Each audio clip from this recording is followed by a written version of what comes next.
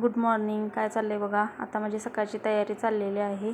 संध्याकाळीच मी सगळं गॅस कट्टा आवरून भांडी धुवून रोजच ठेवत असते. आता मग डब्याची तयारी चाललेली आहे. मी आज डब्याला भरडीच्या सांडग्याची भाजी करायचं ठरवलेलं आहे बघा. कांदा टमॅटो चिरून घेतलेला आहे. कणिक मळलेली आहे. सांडगा मी थोडासा बारीक गॅसवर भाजून असा हलकासा खलबत्त्यात घालून हे केलेला आहे, म्हणजे सांडगा आपला लगेच शिजतो. आणि वल्ला मसाला पण मी कालच तयार करून ठेवलेला होता माझ्याकडे.